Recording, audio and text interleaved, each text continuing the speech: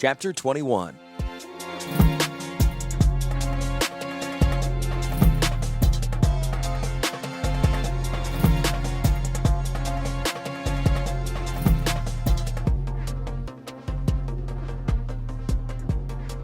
Behind them, the group of Joval traders kicked up a cloud of dust that looked gray beneath the gathering storm. The jingle of harness bells and the purrs that came from the herd of several hundred mounts were accompanied by discontented rumbles from the clouds above. In the marketplace beyond the wall, tents flapped in rising winds, cold with unnatural mist. Workers pounded tent stakes deeper to keep canvas from pulling loose. The guards along the wall crouched in surly array and glanced skyward with each distant growl of thunder. The fattest of the Mercadian guards approached the leader of the traders. "How many beasts you bring to market?" Speaking the patois common to the traders, his voice had a supercilious, sneering edge to it. The trader, whose dark face and nose rings proclaimed him a Saritsa, one of the northern plains, chewed stolidly on a wad of clava leaves. 200. 6 pieces of copper to bring them into the city. 2. 5. 4. Done. The trader pulled a greasy leather pouch from his saddle and extracted the price. The guard tucked the money away in his recesses of his uniform and waved the traders ahead. His lip curled, and he eyed the dirty, unshaven figures as they passed, their robes drawn up tight around their faces to keep out the dust. "Hurry up there, storm's coming." One trader, considerably taller than the others, paused and lifted a pair of dark eyes to stare back. There was reproach in his gaze. The trader moved on. Spitting into the dirt, the guard looked down the road at the next party approaching. The traders circled around the base of the mountain before finding a clear space in which to pitch their tents. They hastily erected the canvas close together and clustered as near to the mountain as possible, hoping it would shield them from the coming deluge. The Jovals were enclosed in a rough pen erected of wooden posts and ropes. The beasts settled down to feed. Leaving a few of their number to keep an eye on the herd, the traders gathered within the largest tent for their evening repast. In the center of the space, a brazier burned. The traders squatted around it, their robes trailing on the floors as bits of meats roasted on skewers. A large communal bowl of rice sat nearby, and the meal was washed down with draughts of thick red wine. The herdsmen ate in silence, broken only by the sound of chewing, swallowing, and sucking on fingers. Outside, the ever-present hum of the mountain rose and fell in regular rhythms, as if some great beast was breathing heavily. Distant thunder came with the ominous portent of war drums. When the meal was complete and the dishes removed, the trader sat cross-legged on the floor and tent and passed pipes of tobacco. After a long time, the leader spoke. "We have arrived at your destination," he said to one of the herdsmen. "You have paid us for your help, and we have taken you through the outer guard as we agreed. Do you now wish to leave us?" The herder cast back the hood of his robe, revealing a head of dark hair and a long, thin scar running along his cheek. His companions did likewise, one shaking out a long braid that dangled down her back. The tallest one carefully disentangled his hood from a magnificent pair of horns. "We must leave you and find our companions in the city," Gerard said. "We're grateful for your assistance, but now we must find a way above." The leader drew deeply on the pipe and spat into a convenient brass cuspidor that had been placed near his side. "Not an easy task." "Nevertheless, we must try." The leader nodded slightly. "I can show you a way into the city," he said after long contemplation of the fire. "It is a secret known to my people. In the past, it has allowed us to enter the city without paying the entrance fees and taxes that are charged by the magistrate. In the lifts, you'd be quickly discovered by the guard. But if you and your friends take the way I show you, you will go undetected." "Is the way safe?" The leader shrugged. "We have not traveled to the surface that way in some seasons. The last time I passed through that way, I experienced no difficulties." Gerard glanced at the others of his party. "What do you wish in return?" The leader stroked his chin, his eyes bright and glittering. "You have said little of what you wish to do in the city." "If I said less than I knew, most respected Shika, it was because I did not wish to put you and your friends in danger." "But I suspect what you intend will threaten the chief magistrate and those who support him." He lifted a hand, stopping the other's protest. "I will be satisfied if the rule of the magistrate is weakened. Such a thing would be of great service to my people and my tribe, who suffer beneath the taxes and bribes of rule. Gerard looked at him for a time in silence. I can promise you, Shika, that whatever we do in the city, the magistrate isn't going to like it. Shika nodded solemnly. Very well. Let us sleep then in the deeps of nights, long before morning singing. I'll bring you to the secret way. He motioned for his fellow tribesmen to clear away their meal.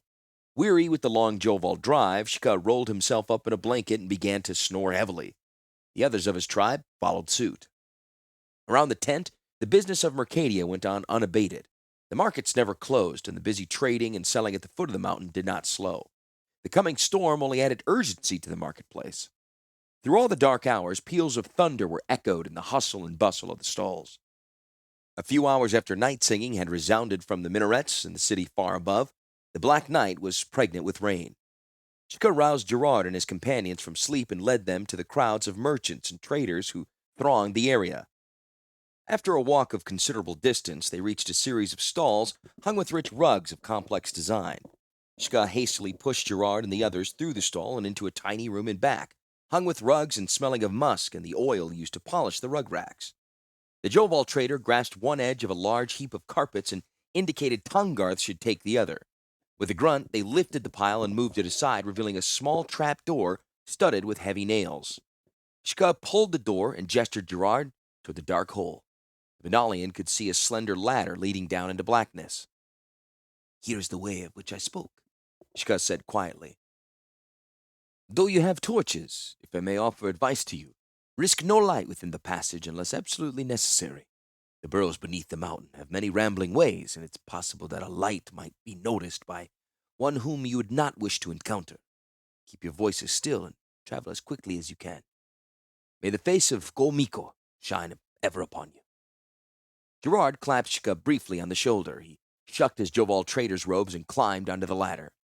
As he descended, Sisse, Tangarth, and the sailors of Weatherlight removed their cloaks and followed. Shika closed the trapdoor behind them. The first part of the climb was made in an intense darkness. After a dozen yards, the ladder ended in a narrow circular chamber, from which there appeared to be only one exit. Along this tunnel the company passed, hands extended to either side, ears cocked for the slightest sound. Their own footsteps sounded alarmingly loud, rattling and echoing against the stone floor. The passage was rough and narrow, so that Tungarth had to stoop to fit through it. The Minotaur softly grumbled to himself. After a few turns, Gerard felt the floor begin to ascend. The upward slope continued for some time, the passageway climbing in a series of great sweeping turns. There was still no light, but echoes told of a wider, taller corridor. In one or two spots, the darkness grew less intense. Gerard made out several side passages led off into unknown destinations. Groping along the main passage, his hands fully extended before him, Gerard encountered a pile of boulders. They felt rough and irregular, and they completely blocked the way. The others crowded behind. Well, Gerard whispered, I think this is where we take a risk. They say, light the torch. Keep it shielded as much as possible. There was a faint scrape of steel against flint. A spark landed on the torch's head, and Sisse blew it into a flame. Soon the brand glowed brightly. The party saw they had come to a cave-in that completely filled the tunnel through which they had been traveling. Many of the stones were of great size, and there was little hope of clearing the passage easily or quietly. Sisse smothered the torch, and they were back in the darkness, their eyes spotting from the sudden light. Well, she whispered, what do you think? We go back or try to find some other way through? Gerard sensed the sentiments of the others. None liked this dark passage. They'd prefer to take their chances with the guards and the lifts. Nonetheless, we try to find another way through, he whispered. It's our best hope of getting back into Mercadia without anyone knowing we've come back. He heard a faint sigh in the blackness and led the way back down the tunnel toward the first of the side passages. The new tunnel felt smaller and narrower than the one they'd been traversing. Tungarth had to crouch to make his way along, and even Gerard began to feel oppressed by the vast mountain overhead. At last, a faint glow appeared in the distance before them. As they drew closer, Gerard spied the outline of a wooden door. He reached it and cautiously pressed his weight against it. The door yielded, opening into another passage.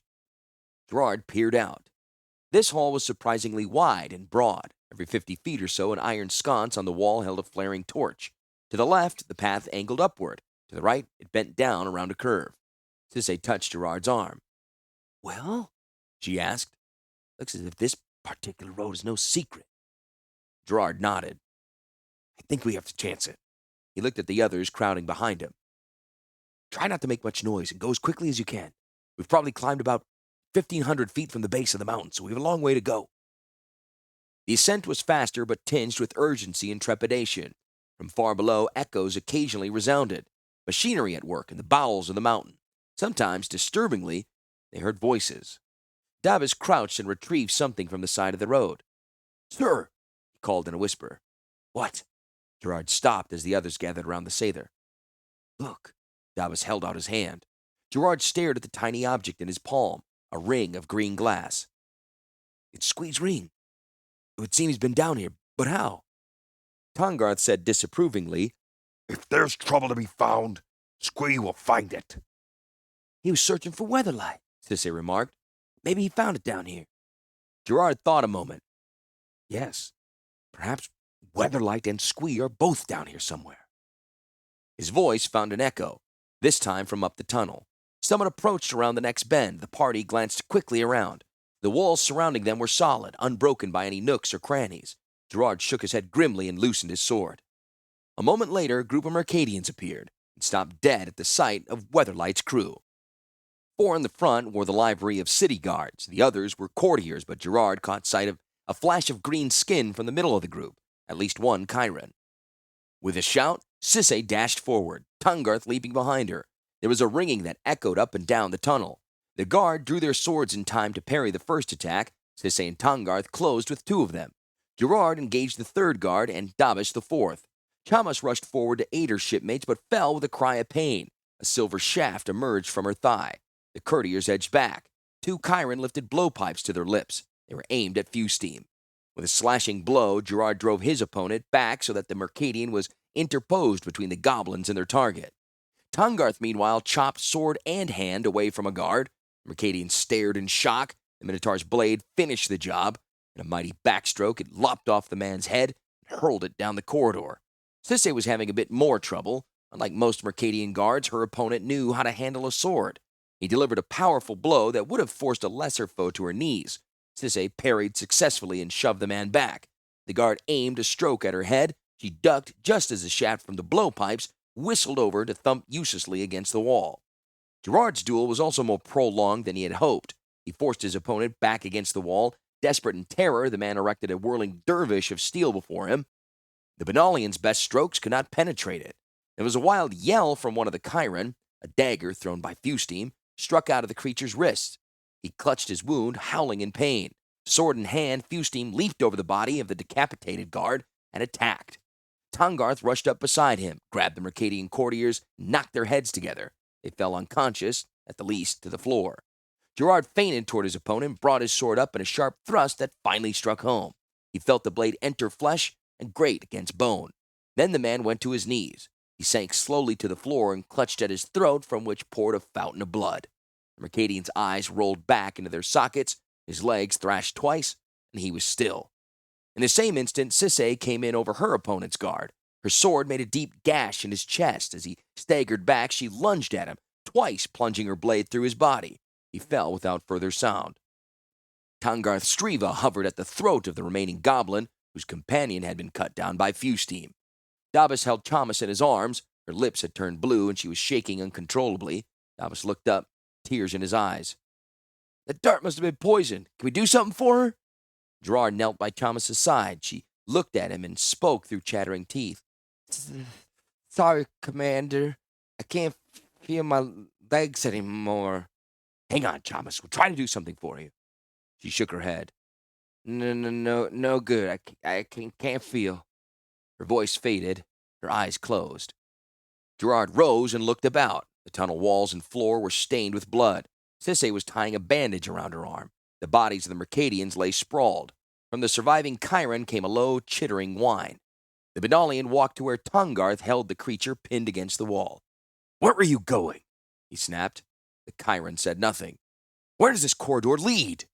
Again, the goblin was silent. Gerard turned to Sisay. "Are those 2 alive?" he asked, jerking his head at the Mercadians. She examined each briefly. "This one is. Not sure about the other." "Wake him up." The dark woman slapped the Mercadian's face once, twice. He groaned and lifted his head. He groaned again when he saw who stood over him. "Come on, you, on your feet!" Sisay jerked him up by the front of his robes and dragged him over to stand next to the Chiron. Gerard bent and picked up one of the darts from the Chiron's blowpipes. He held it up to the Mercadian's face. "You know what this is?" Mercadian turned pale. His lips quivered. Gerard brought the dart closer until its point was resting on the Mercadian's fast cheek. "Where does this corridor lead?" Tears rolled down the Mercadian's face. He tried to turn his head and look at the Chiron, but was prevented by the pressure of the dart. He opened his mouth, his eyes pleading. The goblin's body twisted. A long-fingered green hand slapped Gerard's, driving the dart deep into the Mercadian's cheek. The man shrieked and fell to the ground, clawing at his face. Tangarth's blade sliced the Chiron's throat, spilling lifeblood. Gerard leaped back, not in time to avoid a sharp kick from the dying goblin. He turned toward the Mercadian, but the man was already stiffening. Sisay stared at the bodies around her. Where in the 9 bloody hells were they going? Gerard shook his head. "I don't know, but we need to find out. Let's get these bodies out of here." "Captain," Davos broke in, "what about her?" He indicated the body of Chamas lying still on the corridor floor. The sailor had done his best to straighten her limbs and wipe away the white foam that had gushed through her teeth. Gerard laid a hand on his shoulder. "I'm sorry, but we'll have to leave her with the other bodies for now." Davos swallowed and then nodded. He bent and tore a piece of clothing from one of the dead Mercadians and spread it over the young woman's face. Then he picked her up and followed after the others. The hiding of the bodies was a messy business, and none spoke during it. When they had cleaned the site as best as they could, Gerard removed the closest torches. With luck, no one would notice the blood-stained rocks in the dim light. Carefully retracing their steps, the crew moved stealthily downward until they reached the bottom of the tunnel. They crouched in a pool of shadows just beyond the passage's mouth. It opened on a vast chamber suffused with the thin blue smoke. "By Urza's rack and Mishra's ruin," Gerard muttered. The crew looked out wonderingly on a mighty fleet of aerial ships being assembled in a huge cavern. A mile high and a mile across, that enormous subterranean space was filled with vessels. Phyrexian vessels. Workers moved along web-thin causeways, building, repairing, testing, preparing. 2 ships rose through a wide opening in the floor and moved across the vast tunnel. What does it all mean? Tangarth asked. Gerard shook his head. "A lot of these vessels look like Predator, the one that attacked us in Wrath. Most of them are bigger, but you can see they have the same general design features. I guess this fleet is being built for Wrath, or Volrath's use." "Why?" Sisay asked. Her eyes were hard as she heard Volrath's name. "Why do they need a fleet this big?" "Only one reason," Benalian returned. "This must be for the invasion of Dominaria. This is Volrath's invasion fleet." Tangarth shook his head. That does not make sense. Why build a fleet in a place other than Wrath? And why here, in a place that is not controlled by Volrath? Gerard rubbed his beard. "Perhaps it is controlled by him." Chill moved through them all. "Perhaps it is. They brought Weatherlight through the doors below," Sisay said. "What if they brought it here?" "Weatherlight is here," Gerard said with sudden certainty. "She calls to me." Tangarth said. Then let's go find her. "Yes," Gerard said, pulling his sword. "We'll find the ship and do our best to create some mayhem on the way."